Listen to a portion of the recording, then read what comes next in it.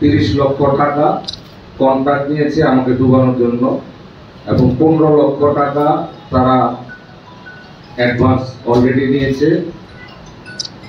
একটা নারী ও শিশু নির্যাতন মামলা আমাকে দিবে এবং বিএনপির একটা ঐতিহ্যবাহী পরিবারের ইঙ্গিত পরিবারের কথা বলে।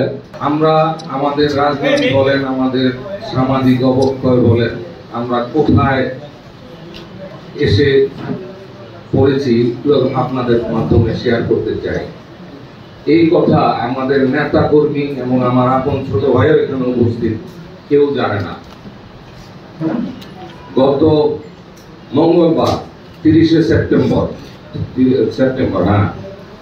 সেপ্টেম্বর আমি একটি কল পাই।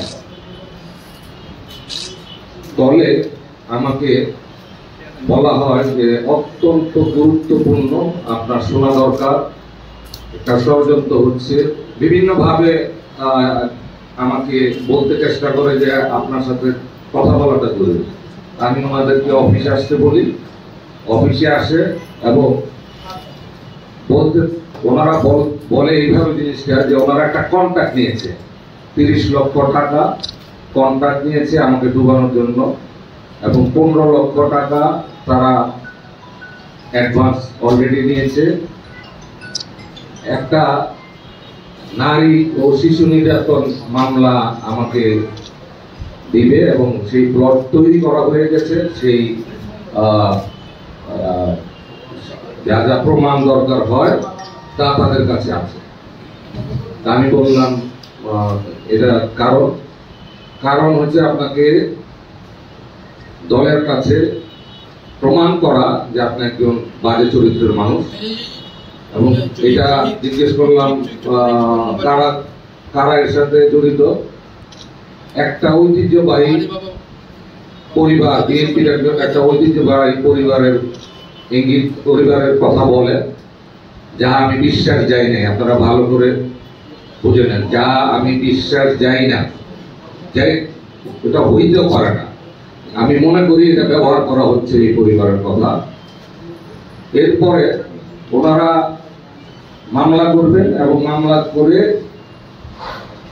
1000 লোক নিয়ে কেন্দ্রীয় অফিসে যাবে এবং আমার বহিষ্কার এবং সদস্য পদ রহিত করবে। তাতেই তাদের কাজটা হয়ে যাবে যে আপনি সরে গেলেন, আপনাকে দল থেকে বহিষ্কার করা হবে এবং ওনারা সামনে চলে আসবে, ওনাদের আর বাধা থাকবে না সামনে নমিনেশন পাইতে। আমি খুব চিন্তিত হলাম কিছুক্ষণ। তারপরে আমি বাসায় গেলাম, আমি আমার পরিবারের সাথে বুঝলাম। বুঝার পরে বৃহস্পতিবার আমি সারাদিন কোনো কাজ করিনি। সারাদিন পুলিশের সদর দপ্তর, ডিএমপি, বিভিন্ন অফিসে আমি এই ব্যাপারগুলি জানিয়েছি, লিখিতভাবেই জানিয়েছি। এরপরে আমি দলের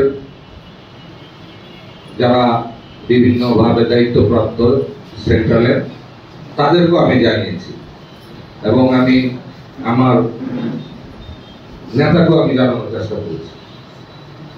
কিন্তু আমি বিশ্বাস যাই না যে ওনারা করেছে। আমি বিশ্বাস যাই একটা চক্র, নারায়ণগঞ্জে একটা চক্র বা ঢাকাতে একটা চক্র আছে যারা এই কাজগুলি করে থাকে। এবং এই যে আমি যখন আমার নেতৃবৃন্দের সাথে কথা বলি, তারা আমাকে বলেছেন এই ধরনের অভিযোগ তারা আরো 2-1টা পেয়েছে। কিন্তু প্রশ্ন যে আমরা কোথায় নেমে আসছি। আপনারা জানেন আমি এই শহরে জন্ম নেওয়া মানুষ। আমাকে ছোটবেলা থেকে আপনারা চিনেন, জানেন। আমার চরিত্র সম্বন্ধে আপনাদের ভালোই আইডিয়া আছে। আমাদের মতো লোকজনকে রাজনীতির মাঠ থেকে যদি এইভাবে সরাতে চায় কেউ, আমি আশ্চর্য হয়ে যাই। আমি নিন্দা জানাই এই ঘটনা।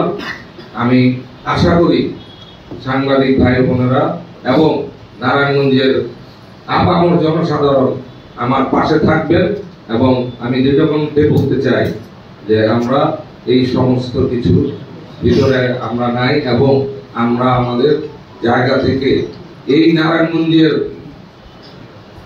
ভবিষ্যতে আমি যাতে এই নারায়ণগঞ্জে কাজ করতে পারি, আমি যেটা ওয়াদা করেছি সেইটা আমরা করে যাব। আমাকে এই জায়গা থেকে কেউ বিরত করতে পারবেন না। Thank you everyone.